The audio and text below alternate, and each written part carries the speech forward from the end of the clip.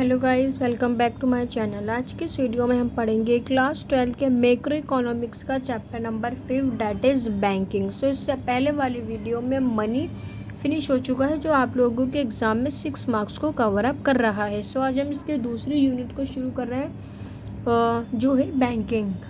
सो सबसे पहले मैं आप लोगों को अकॉर्डिंग टू सीबीएसई गाइडलाइन समझा देती हूँ कि सीबीएसई के अकॉर्डिंग हमें कौन कौन से टॉपिक को कवर अप करना है।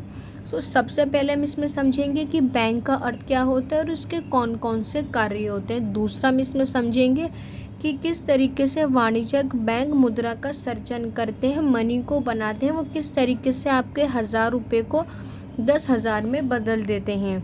एंड देन उसके बाद हम समझेंगे कि किस तरीके से RBI, central bank of India, मुद्रा की पूर्ति को नियंत्रित करता है। वो किस तरीके से मनी को कंट्रोल करता है कि कब उसे लगेगा कि कंट्री में ज़्यादा लोन देना है, कंट्री में कम लोन देना है, सीआरआर को बढ़ाना है। बेसिकली इसके अंदर हम CRR, SLR, LRR, bank rate, reverse repo rate के टॉपिक को कवर अप करेंगे। देन उसके बाद हम लास्ट में पढ़ेंगे मौद्रिक नीति के मात्रात्मक तथा गुणात्मक उपकरण। सो आप लोगों के अकॉर्डिंग टू सीबीएसई सिलेबस में इसमें इतना ही हमें कवर अप करना है। ना हम ज़्यादा पढ़ेंगे ना हम कम तो हम बिल्कुल नहीं पढ़ेंगे।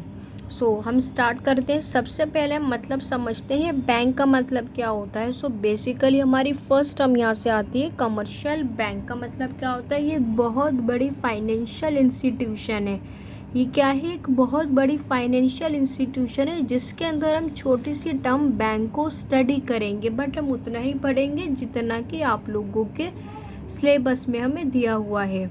सो अगर मैं बात करूं वाणिज्यिक बैंक की, तो ये एक बहुत बड़ी फाइनेंशियल इंस्टीट्यूशन, वित्तीय संस्था होती है जो लोगों के रुपए को अपने पास जमा के रूप में स्वीकार करती है। अब आप कभी भी बैंक में जाओगे अपने बैंक में, तो बैंक कभी भी आपसे ये नहीं बोलेगा कि मैं आपकी राशि को बैंक में जमा नहीं करूँगा। वो कभी भी ऐसा नहीं बोलेगा।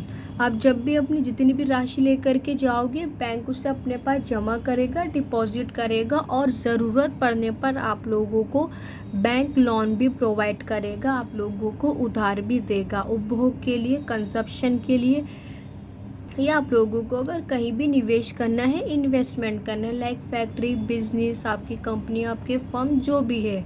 सो आई होप आप लोगों को बहुत अच्छे से समझ में आया होगा कि कमर्शियल बैंक होते क्या है, जो हमारे जमा को स्वीकार करते हैं और हमें लोन भी प्रोवाइड करते हैं। डैट इज़ कमर्शियल बैंक, वाणिज्यिक बैंक। सो अब इसके अंदर यहाँ एक टर्म आई है जिसे विस्तार कहा गया है और इंग्लिश में स्प्रेड कहा गया है। अब हम इस टर्म को समझते हैं। मैं आप लोगों को एग्जाम्पल के थ्रू समझाती हूँ कि मैंने बैंक में 1000 रुपये डिपॉजिट करवाए, जमा करवाए, तो उसके ऊपर बैंक ने जो मुझे इंटरेस्ट दिया वो 3 से 4% तक का इंटरेस्ट दिया। और जब मुझे ज़रूरत पड़ी तो मैंने बैंक से लोन लिया, लाइक 10,000 का। सो उस 10,000 के ऊपर मुझे बैंक ने 15% तक का इंटरेस्ट प्रोवाइड करा जब मुझे ज़रूरत थी। तो इस डिफरेंट को, जो 4 से 15 तक का है, लगभग 11% का ये जो डिफरेंस को हम कहते हैं अंतर। इसे हम क्या रीड करते हैं? इसे हम रीड करते हैं विस्तार, स्प्रेड कहलाता है। सो बेसिकली ये बैंकों का लाभ का स्रोत होता है। अभी लाभ का स्रोत कैसे है कि ये लोगों को पैसा कम देता है। आपने देखा होगा जो इंटरेस्ट हमें मिलता है वो कम मिलता है, लाइक जैसे ही 1000 है और ये अगले 1 साल बाद मुझे 1300 रुपये मिल जाएंगे इस पर। बट जब हम लोन लेने जाते हैं तो बैंक इसके ऊपर हाई इंटरेस्ट चार्ज करते हैं, तो यहाँ से बैंक की इनकम बनती है और इसी डिफरेंस को हम स्प्रेड, विस्तार कहते हैं कि बैंक जो है वो पैसा कम देता है और लेता जाता है as loan. So I hope आप लोगों को ये दोनों टर्म बहुत अच्छे से समझ में आई होंगी कि वाणिज्यिक बैंक क्या होता है पहला, और दूसरा था विस्तार। सो यहाँ से पहले हम इसमें छोटी छोटी टर्म्स को समझते हैं, फिर मैं आप लोगों को समझाऊंगी मनी मल्टीप्लायर क्या होता है बेसिकली। बट उससे पहले ये छोटे पॉइंट समझना बहुत इंपॉर्टेंट है, like SLR, CRR and LRR. So बच्चों, अगर मैं सीआरआर की बात करूँ, नकद आरक्षित अनुपात की मैं बात करूँ, तो उसका मतलब होगा कि जो कमर्शियल बैंक होते हैं, जो वाणिज्यिक बैंक है, जो छोटे छोटे बैंक होते हैं, वो अपने इनिशियल डिपॉजिट का अभी इनिशियल डिपॉजिट क्या है, लाइक ए पर्सन आया और उसने बैंक के अंदर 1000 रुपीज़ को डिपॉजिट करवा दिया, उससे हम क्या बोलेंगे, इनिशियल डिपॉजिट। तो सेंट्रल बैंक में किसी पर्सन ए ने इनिशियल डिपॉजिट करवाया, फर्स्ट डिपॉजिट करा, तो यहाँ पर ए पर्सन ने फिक्स डिपॉजिट करा, तो ये इस फिक्स डिपॉजिट वाले पार्ट को किसको दे देगा, आरबीआई को। तो जब ये आरबीआई को दे देगा तो हम इसे क्या कहते हैं, डेट इज सीआरआर, नकद आरक्षित अनुपात। और उसमें से ये कुछ परसेंट अपने पास रख लेगा। कौन अपने पास रख लेगा, कमर्शियल बैंक। तो जो पार्टी ये अपने पास रखेगा इसे हम बोलेंगे SLR। और अगर इन दोनों को हम जोड़ दें, इमर्ज कर दें, तो इन दोनों को जोड़ करके बनता है LRR, लीगल रिजर्व रेशियो, जिसे हम हिंदी में कहते हैं विधिक आरक्षित अनुपात। सो आई होप आप लोगों को ये टर्म बहुत अच्छे से समझ में आई होंगी कि CRR क्या होता है, कि जब इनिशियल डिपॉजिट आता है बैंक के पास तो वो अपने डिपॉजिट का RBI के पास रखवा देता है। जो RBI अपने पास रखेगा वो CRR है, और जो कमर्शियल बैंक, जो छोटे बैंक होते हैं, वो जो अपने पास रखेंगे उस इनिशियल का कुछ पार्ट, इनिशियल डिपॉजिट का, उसे SLR कहा जाएगा। और हम दोनों को जोड़ते हैं तो दोनों को जोड़ के बनता है LRR, that is legal reserve ratio. So I hope आप लोगों को ये टर्म बहुत अच्छे से समझ में आई होगी। अब हम इसको थोड़ा थ्योरिकली रीड करते हैं। इसने बोला है किससे अभिप्राय तरल परिसंपत्ति और लिक्विड एसिड से है। अभी यहाँ मैं SLR की बात कर रही हूँ, हम SLR का स्टडी कर रहे हैं, जिसमें इसने बोला है कि तरल परिसंपत्ति से इसका मतलब है किसका, SLR का, जो कमर्शियल बैंक अपने पास रखेगा। लाइक वो गोल्ड हो सकता है, उसकी परिसंपत्ति हो सकती है, उसकी सिक्योरिटी हो सकती है, लाइक प्रतिभूतियाँ। वो लिक्विड एसिड में अपने पास रखेगा। इसने आगे डिफाइन भी कर रखा है कि वाणिज्यिक बैंक, इसे कौन सा बैंक अपने पास रखेगा, कमर्शियल बैंक अपनी जमाओं के किसी प्रतिशत के रूप में अपने पास रखते हैं। जो भी मैंने आप लोगों को समझाया कि कमर्शियल बैंक अपने पास इसका अपने डिपॉजिट का कुछ पार्ट अपने पास रखेगा लिक्विड एसिड के फॉर्म में। अगर ये देखें कि इसे सेट कौन करता है, जिस तरह CRR को सेट किया जाता है ठीक उसी तरीके से SLR को भी सेट किया जाता है। और उसको सेट कौन करता है, भारतीय रिजर्व बैंक RBI द्वारा निर्धारित किया जाता है कि CRR कितना होगा, SLR कितना होगा, LRR कितना होगा, या कमर्शियल बैंक जो होते हैं वो आगे कितना % लोन प्रोवाइड करेंगे, क्या वो ज़्यादा लोन प्रोवाइड करेंगे या वो कम लोन प्रोवाइड करेंगे, सब कुछ सेट कौन करेगा, ये सब कुछ सेट करेगा भारतीय रिजर्व बैंक RBI द्वारा इसे निर्धारित किया जाएगा। और बेसिकली ये कानूनी आवश्यकता, इसे सरकार ने लीगल माना है, इसे लीगल रिक्वायरमेंट माना है सरकार, जिसे वाणिज्यिक बैंक को पूरा करना होता है जो भी RBI कहता है। बच्चों आई होप आप लोगों को बहुत अच्छे से समझ में आया होगा कि छोटे छोटे टर्म्स को हम क्या कहते हैं, लाइक CRR क्या होगा, जो कमर्शियल बैंक RBI को देगा, SLR क्या होगा, जो कमर्शियल बैंक अपने पास रखेगा, और दोनों को जोड़ दें तो वो बनता है LRR, लिक्विड रिजर्व रेशियो, विधिक आरक्षित अनुपात। अब हम समझते हैं इसके आगे का। बच्चों हमारा नेक्स्ट टॉपिक यहाँ से शुरू होता है मुद्रा सर्जन की प्रक्रिया, डेट इज वाणिज्य बैंक साख का सर्जन कैसे करते हैं। बेसिकली हम समझेंगे कि किस तरीके से कमर्शियल बैंक आप लोगों के 1000 को 10,000 रुपये बना देता है। कौन बना देता है, कमर्शियल बैंक, वाणिज्यिक बैंक। तो बेसिकली हम यहाँ मनी मल्टीप्लायर को समझेंगे, मनी क्रिएशन को। सबसे पहले इसको समझाने के लिए मैंने यहाँ पर लिखा है डिपॉजिट, कि आप लोगों ने जमा कितना करा, फिर मैंने लिखा है लोन की कि यहाँ पर लोन कितना लिया गया, और यहाँ पर मैंने लिखा है LRR। बेसिकली इसके परसेंटेज मैंने लिख ली कि वो 10% है। तो आप लोगों को यहाँ एज्यूम करना है कि जो भी ट्रांजेक्शन होगी, आप लोगों को एज्यूम करना है, मानना है कि जो भी सारी ट्रांजेक्शन होगी वो बैंक के थ्रू होगी, कैश में कुछ नहीं होगा। फॉर एग्जांपल के लिए कोई ए पर्सन आया और उसने बैंक में डिपॉजिट करवाए 1000 रुपीज़, कितने रुपीज़ उसने जमा करवाए, 1000 रुपीज़। तो अब ऐसे नहीं है कि बैंक ये 1000 का 1000 आगे लोन दे देगी, नो, ऐसे नहीं होता। जैसे अगर मैंने बैंक में अपने 1000 रुपये जमा करवाए तो हो सकता है मैं उसे कल निकलवा लूँ, तो फिर बैंक जब कहाँ से देगा, बैंक मुझसे ये नहीं कह सकता कि मैंने आपका सारा कैश आगे लोन देने जाओ आपका लाना, नो, ऐसा नहीं होगा। सो अभी हम निकालते हैं LRR का 10%। LRR का 10% कितना हो, 1000 का 10% हो गया यहाँ पर 100, तो 100 वो अपने पास रखेगा और बाकी के 900 वो एज अ लोन दे देगा। अब फॉर एग्जांपल के लिए आपको फिर एज्यूम करना है कि ये पैसे कहाँ आएंगे। अब भी पर्सन है लाइक उसने पैसे कहाँ डिपॉजिट करवाए, बैंक में, तो अब ये 900 यहाँ आ गया। अब 900 का 10% कितना होगा। सो अब हम ये 900 का 10% फाइंड आउट करते हैं। सो यहाँ पे 10, 100 और वैल्यू क्या दे रखी है 900, तो एक ज़ीरो से एक ज़ीरो कट गया, एक ज़ीरो से एक ज़ीरो कट गया।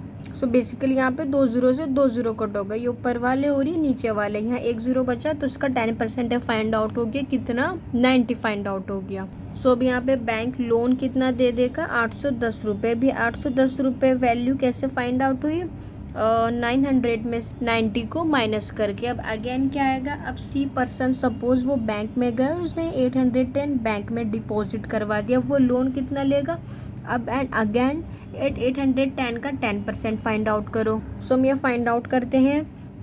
वैल्यू कितनी दे रखी है यहाँ पर, 810 दे रखी है एंड 10 इंटू के अंदर 100, एक ज़ीरो से एक ज़ीरो कट गया, एक ज़ीरो से एक ज़ीरो कट गया, तो बचा क्या यहाँ पर 81, तो 81 मैंने यहाँ लिख लिया। मीन्स कि वो 81% अपने पास रख लेगा और आगे का कितना लोन दे देगा, 810 में से 81 माइनस करो तो आएगा यहाँ पर 729।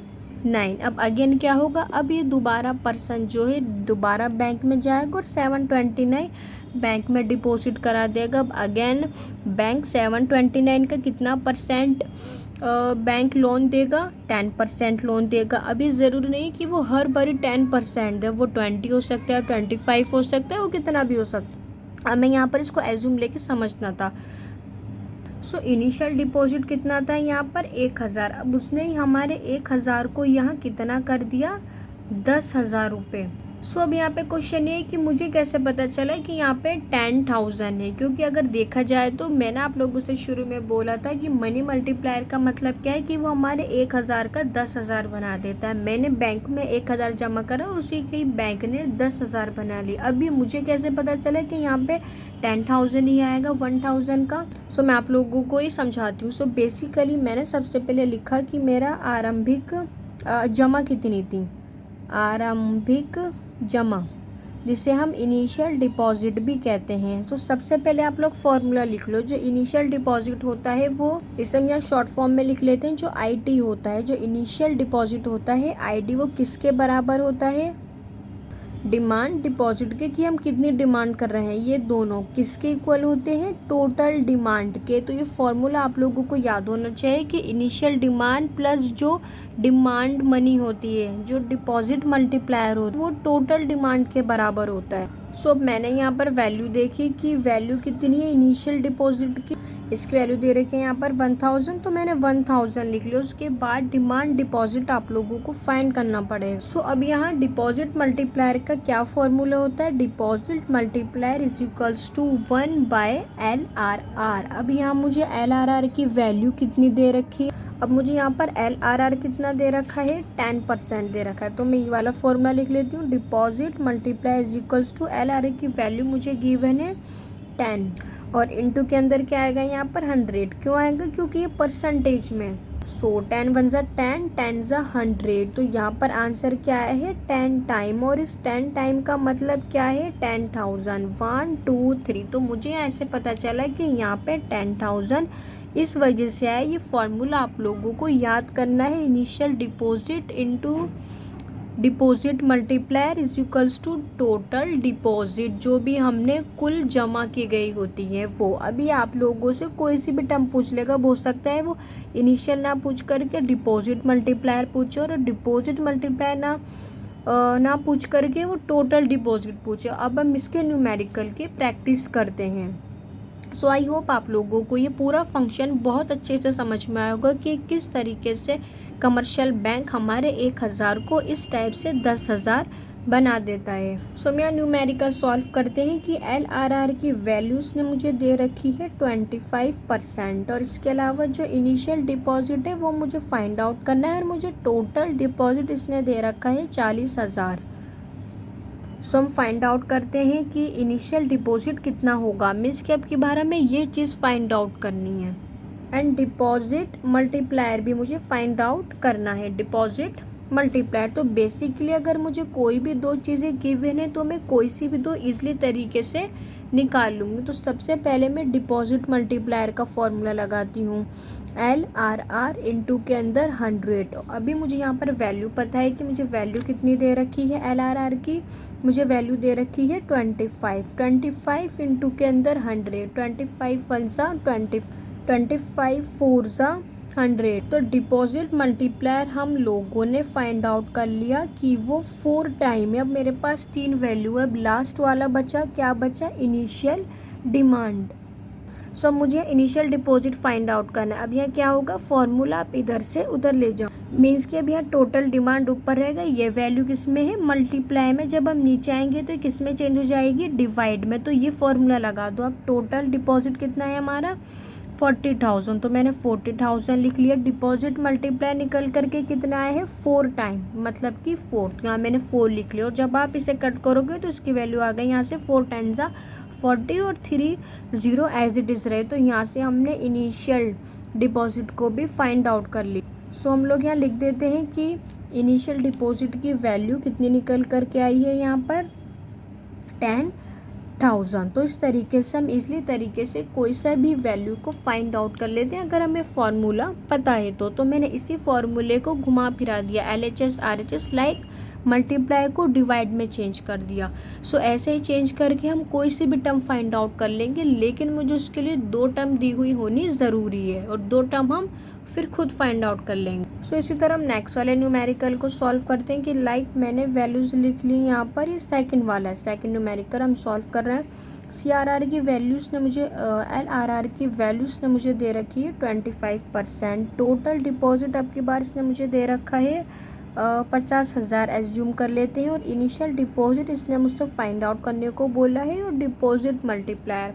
तो सबसे पहले मैं डिपॉजिट मल्टीप्लायर फाइंड आउट कर लेती हूँ। डिपॉजिट मल्टीप्लायर का मुझे फॉर्मूला पता है कि क्या होता है, 1 LRR इंटू के अंदर 100। इसकी वैल्यूज़ पुट कर लेते हैं। LRR की वैल्यू कितनी है, 25 मैंने लिख ली और यहाँ पे 100 एज इट इज, 25 वन सा 25 फोर सा 100। तो यहाँ से डिपॉजिट मल्टीप्लायर कितना निकल करके आया, 4 टाइम। तो ये वैल्यू हमने फाइंड आउट कर ली विथ थ्रू फार्मूला। देन अब मुझे फाइंड आउट क्या करना है, इनिशियल डिपॉजिट। सो अगर मैं फार्मूले में देखूँ तो फार्मूले में इनिशियल डिपॉजिट कहाँ आता है, ये लिखा हुआ इनिशियल डिपॉजिट। अब मैंने डिपॉजिट मल्टीप्लायर फाइंड आउट कर लिया और टोटल डिपॉजिट। अब ये वैल्यू किस में है, मल्टीप्लाई में। तो मैं से यहाँ ला के डिवाइड में चेंज कर लेती हूँ। तो यहाँ पर मेरे पास दोनों वैल्यू हो गई, TD एज इट इज़ था, डैट इज़ टोटल डिपॉजिट, और डिपॉजिट मल्टीप्लायर मैंने फाइंड आउट कर लिया। तो वो वैल्यूज़ पुट करते हैं। सो यहाँ हम पहले फॉर्मूला लिख लेते हैं, इनिशियल डिपॉजिट इनटू के अंदर डिपॉजिट मल्टीप्लायर इनटू के अंदर is equals to total deposit. अब ये वैल्यू कहाँ चेंज हो गई, इधर, क्योंकि मुझे इनिशियल डिपॉजिट फाइंड आउट करना है। टोटल डिपॉजिट कितना दे रखा है, 50,000। तो मैंने 50,000 लिख लिया। और डिपॉजिट मल्टीप्लायर कितना दे रखा है, जो अभी मैंने फाइंड आउट करा, 4। तो हम इसे सॉल्व आउट करते हैं। सो आंसर इज़ 1250 समथिंग आएगा, 1250 समथिंग। सो आई होप आप लोगों को बहुत अच्छे से समझ में आएगा कि किस तरीके से हम किसी भी न्यूमेरिकल को फाइंड आउट करते हैं। सो बेसिकली अब आप लोगों को यह एक पॉइंट और याद रखना है कि जितना LRR बढ़ता जाएगा उतना ही मनी क्रिएशन की जो क्षमता होती है वाणिज्यिक बैंक की, वो उतनी ही कम होती जाएगी। जितना LRR ज़्यादा होगा उतने ही वाणिज्यिक बैंक जो है वो मनी को कम क्रिएट कर पाएंगे, लोगों को कम मनी दे पाएंगे। सो ये पॉइंट भी आप लोगों के लिए बहुत इम्पोर्टेंट था। सो आई होप आप लोगों को बहुत अच्छे से समझ में आया होगा कि किस तरीके से न्यूमेरिकल फाइंड आउट होते हैं। सो बच्चों, मिलते हैं नेक्स्ट वाली वीडियो में जिसमें हम समझेंगे इसके नेक्स्ट टॉपिक को। सो जब तक के लिए गुड बाय।